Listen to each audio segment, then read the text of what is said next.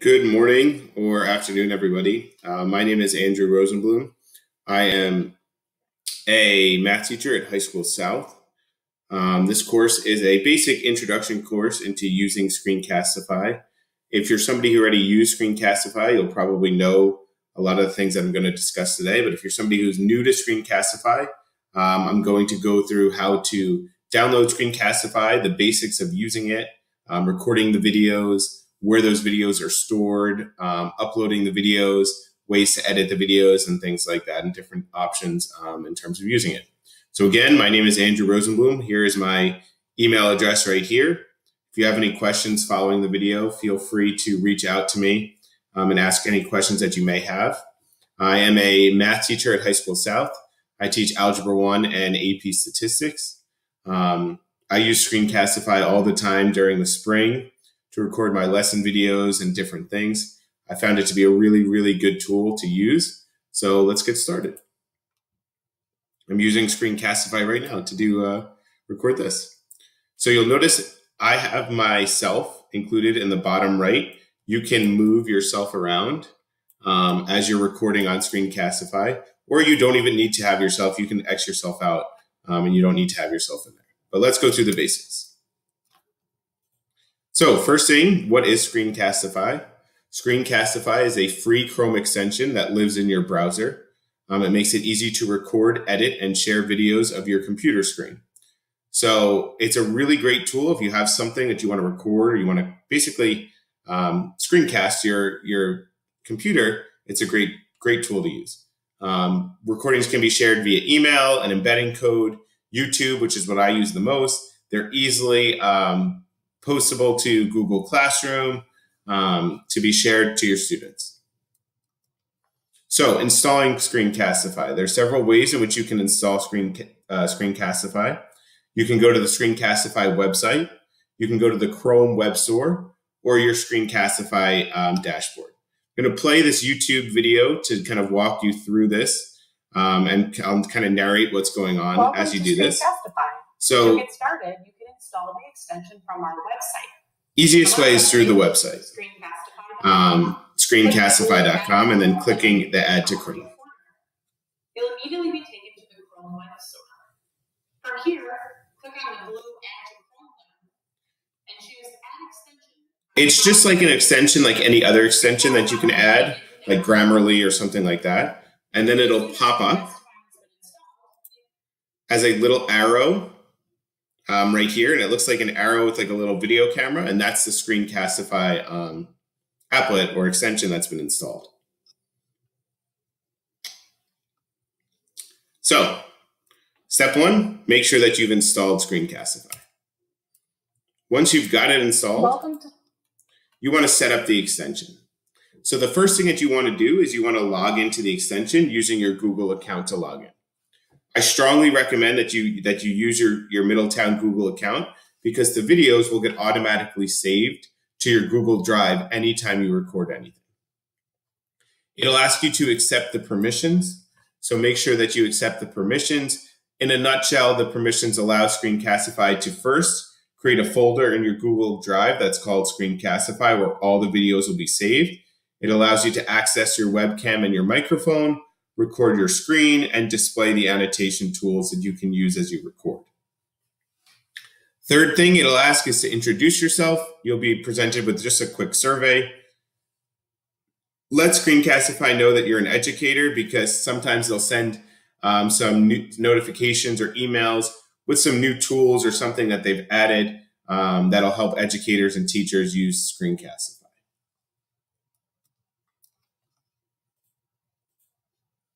Now, third thing, recording a video, okay, step 3. There are 3 options in which you can record a video. You can record the browser tab. And again, when you go and you click that little arrow with the video camera on your Chrome, it'll give you those options. Either record a browser tab, the desktop, or the webcam. Recording a browser tab is probably the one that I use the least, okay? This option is perfect if you want to show your viewers just what's happening on a specific tab in Chrome. So maybe if you're recording over a Google Slides presentation, for example, you might use that one. I don't use a lot of Google Slides, but if you're going to do that, that's a good tool to use. And again, you can click on this and it'll bring you to more information about using the recording in a browser tab. It'll go through the different options, start a tab recording in a browser. It'll give you different ways to go about doing that, ending a recording in there. This is the option that I use the least, just because I don't do so much in recording a tab. It's not my favorite one to use. The one that I use the most is recording your desktop.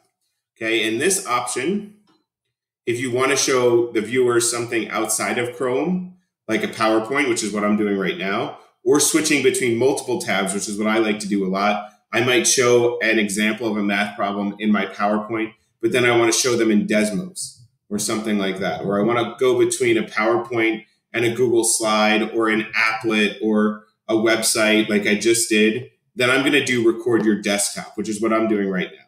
When you do record your desktop, it's going to record your entire desktop. So you want to make sure that you're aware of that and what tabs are open and things like that, because your entire desktop is being done. Within Record Your Desktop, you can also record just an individual application window. Like if I just want to record my PowerPoint, I can do that as well. So you actually have two options. You can record the entire desktop, like if I want to go between different applications, or if you just want to record a specific application like PowerPoint, you can do that through the Record Your Desktop option as well. So to me, this is the best one to be using. It's the most frequent one used. And again, you'll see there's two options, and this goes through the entire thing. So you want to select the desktop option. I just want to go through what's going to happen when you go through that. You always want to make sure microphone is clicked off, because that'll record your voice. Embed webcam is this part right in here. So if you want your picture of yourself to be in there, then do embed webcam. But if you don't want it, you just want your voice, then don't go ahead and click that. Just let that go unclicked. And then you'll just have your voice over whatever you're showing on your screen. Next, a window will pop up. It'll ask you, do you want to show your entire screen or just an application window?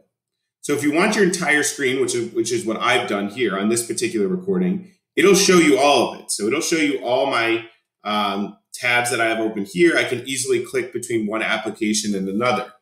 But if you just wanted to have a single application, meaning I just want to record my PowerPoint, then you would go ahead and you would click Application Window, and you would go and you would just record that single application window, for example, a PowerPoint or whatever that you needed to do. So you have two options here, recording your entire screen or recording the application window, and it all depends on what you want to do. If I just have a PowerPoint lesson that I just want to go through, I'll just go to Application Window and click there, and I go from there. If I want to be able to jump from one thing to another, then I'm going to record my entire screen. That way I can easily jump from one thing to another.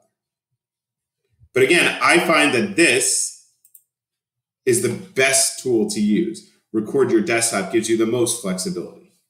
And then your final choice is recording your webcam. Recording your webcam would be basically just recording what you're seeing down here in this part right here, where you're just recording yourself. The other option to record your webcam is if you have a document camera, which I've done several times, then you could record the document camera via Screencastify.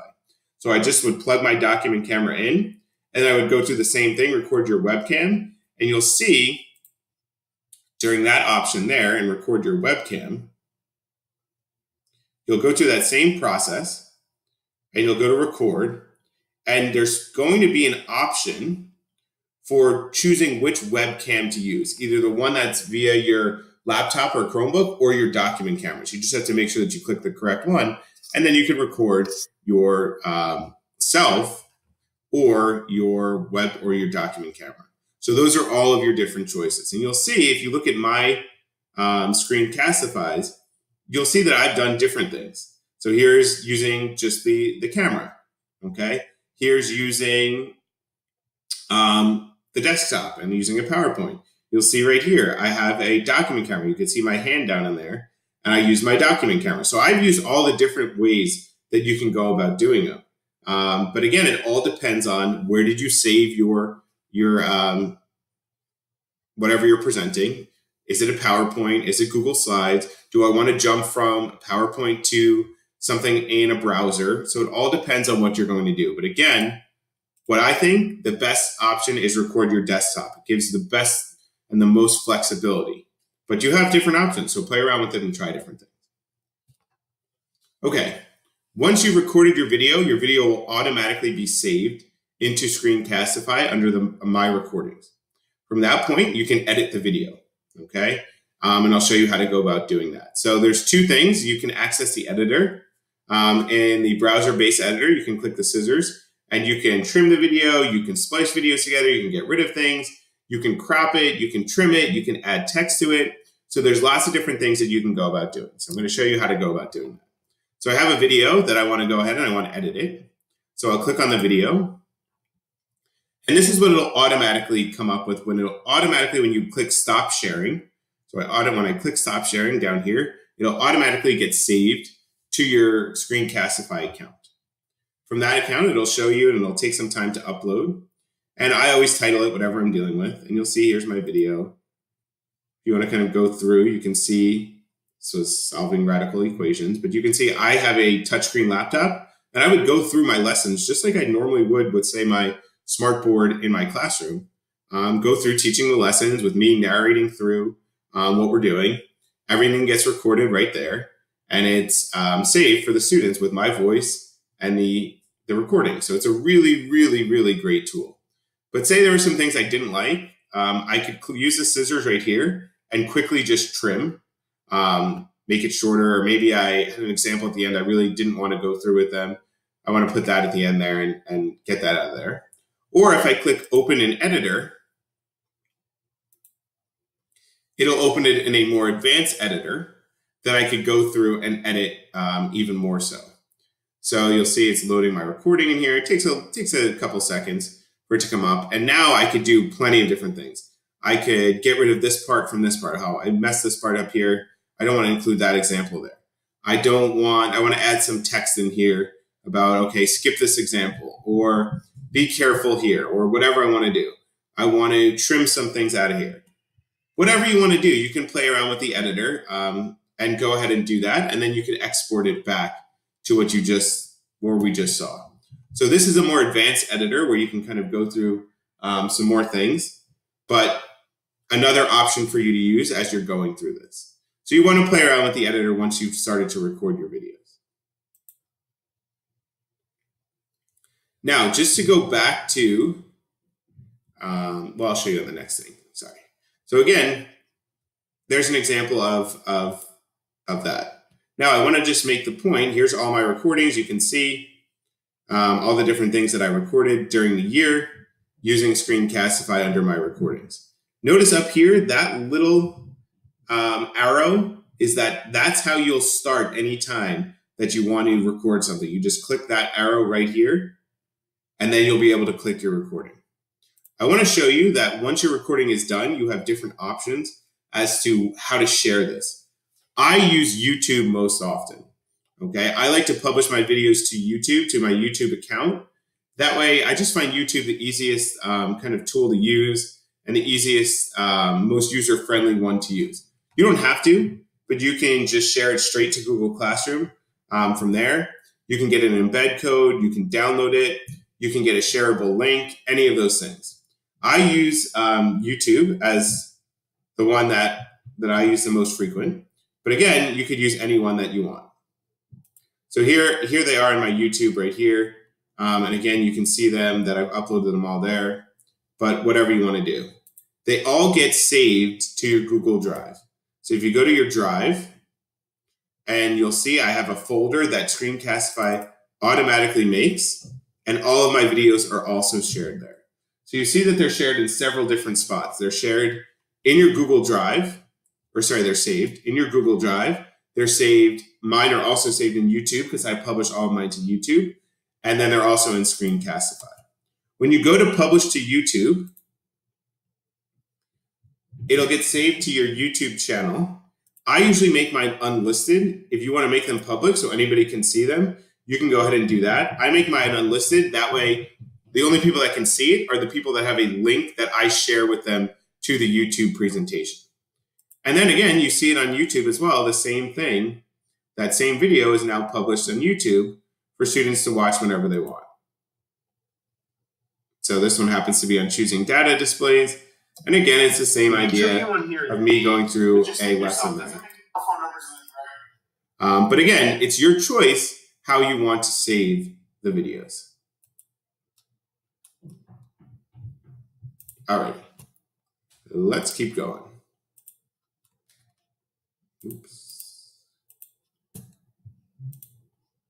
So we did editing a video, now sharing a video, which is what I kind of just talked about. So you can share a Google Drive link. Once you're done recording, the video will pop up in a new tab. You can just hit copy the link, and then it'll be right there, and you can view the video right away. Sometimes it does take a little bit of time to process on the Google Drive link. So just be aware of that. That's another reason why I like YouTube. And it's pretty quick to go straight from the Screencastify to YouTube. Another option, you can share directly to Google Classroom. In order to do that, you have to generate a link on YouTube or Google Drive. Once you've done that, you can select the class, but your classes will pop up right there. So you can go straight there. Like I said, prefer sharing on YouTube. So once you have a channel, which you'll all have a channel because we all have Middletown K-12 accounts and it can be linked to YouTube, you can share your Screencastify videos right on YouTube by clicking the share icon and then select the privacy settings. Like I said, I prefer the unlisted, and then I'll just post my videos via that YouTube link on Google Classroom because I think it works the best. Final option, you could export your recording. So if you want to download your recording, you can do that as well. You can download it, and you can download it as an MP3 or as an MP4 or whatever, and you can do some editing that way as well. So that's another option for you. So I want to now just discuss some other ways in which you can use Screencastify. So just to kind of recap, first thing you want to do, you want to install the Screencastify app. Once you've gone and you've installed the Screencastify app, you want to go ahead and you want to set up the extension, okay, by logging into your Middletown K-12 account. After you've done that, recording the videos. So again, the option that I like the best is record your desktop, but play around with it, try the different options, recording your browser tab, recording your webcam. There's lots of different tools that you can use. So it's all dependent on what you want to do. After that, I went through editing the video. So again, once you've recorded your first video, go through the editing process and how to go about editing. Step 5, sharing a video. So you want to, again, like I talked about, try whatever works best for you. Maybe you like the Google Drive links. Maybe you like using YouTube, whatever you want to do, but try what's best for you. So now let's talk about 50 different ways in which you can use Screencastify. These are ways that different teachers and Screencastify put together for different things you could use in that option. So it's not just for, and again, you could find this online as well. It's not just for teachers. Students can use Screencastify as well to do different things, and you'll see that in some of the things that I discuss. Obviously, the most common way is lesson videos, whether it's an introduction to a concept or whatever. Obviously, the best thing about Screencastify is you're recording a lesson in exactly almost the same way that you could use in a classroom. And you get to narrate over, say, a PowerPoint, or maybe you're showing some text, or maybe you're showing even a video. You can show the video and then record the video and narrate over that, whatever you're trying to do, but there's so many options. Narrating Google Slides, okay? We talked about how maybe recording via the browser tab is the best way to do that. But say you want to create a narrated Google slide, like you want to create a presentation. Your students have to present something to you. They've created a Google slide, and now they have to present it. Well, how are they going to present it? Use Screencastify. They can talk over and present as they're going through the slides that they've created. Explain with paper. I talked about how you can use Google or your document camera. So your document camera can be used via Screencastify, same way that you could use, say, recording yourself. If you need to explain something with a paper manipulator, use the webcam only feature and record your lesson that way. One thing that I use actually a lot of times which I didn't think I would use, is just giving directions. So walking through, say students have to go through some applet, or they have to go through some type of process on some web browser. Well, what I'll do is I'll record myself going through it, say, okay, you're going to do this first and this, but give them the explicit directions and explain it as you're going through what to do. I did that before my students took the AP exam. I went through and recorded myself, okay, going through the AP exam demo. First, you're going to have to do this, and then you're going to have to do that, and then you're going to have to do this. Make sure you do that.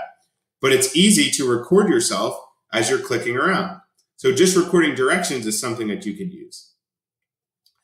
Teach routines. So some routines that you might want to have students make sure that they remember throughout the year. Create a Screencastify video detailing the important information that allows you to remind and inform with ease. Google Classroom classwork. So Screencastify allows you to share the video straight to Google Classroom. You can have students watch the video and complete the classwork, and even a due date without leaving the extension, which frees up time for other important tasks. I talked about using the document camera, okay?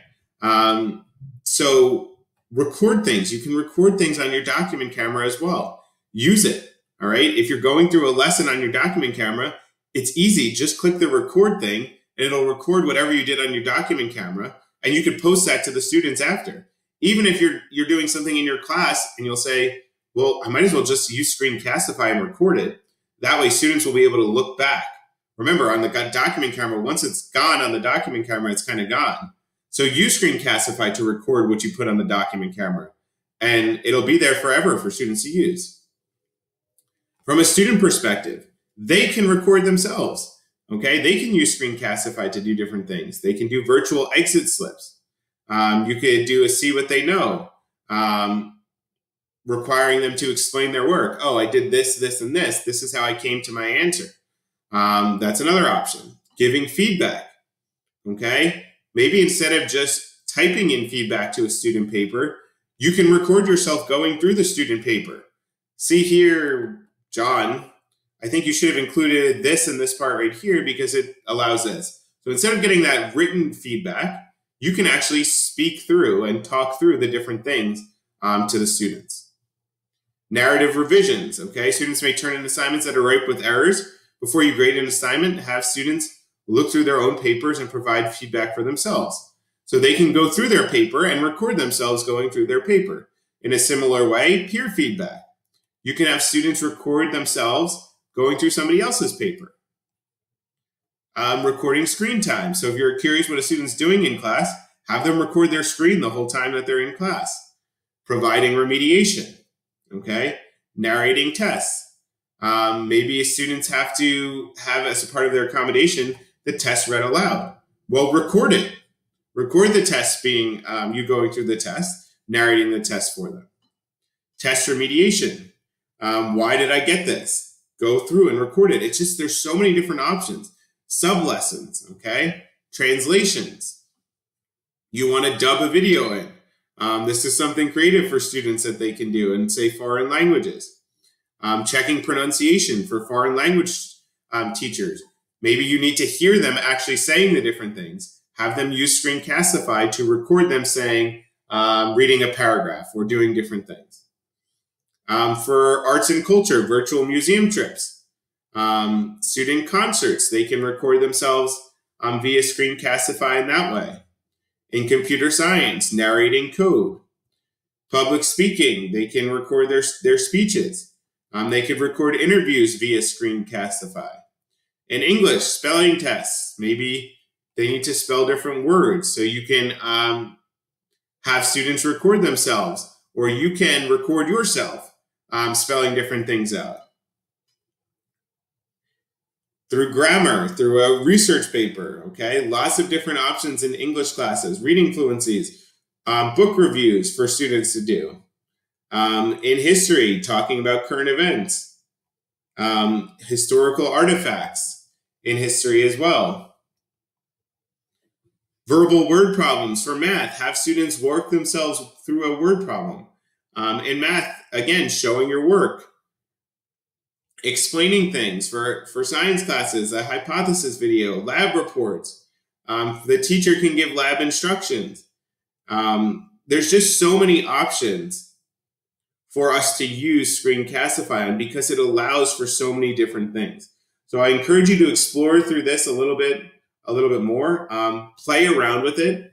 Again, there are so many different tools for you to use, and you'll see it's a pretty self-explanatory kind of extension or applet to use. Takes a little bit of practice in the beginning to make sure that you've got everything down, but the options are endless for you.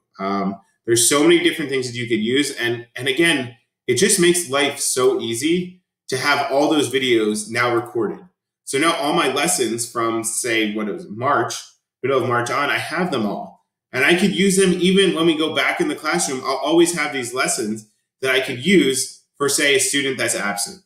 Or just for reinforcement for any student that, okay, did you rewatch the video? Do you have the video? You can pause and rewind the videos as you go through it. It's all right there. So again, play around with it. It's a really great tool to use. If you have any questions, again, my name is Andrew Rosenblum. My email address is rosenbluma@middletownk12.org.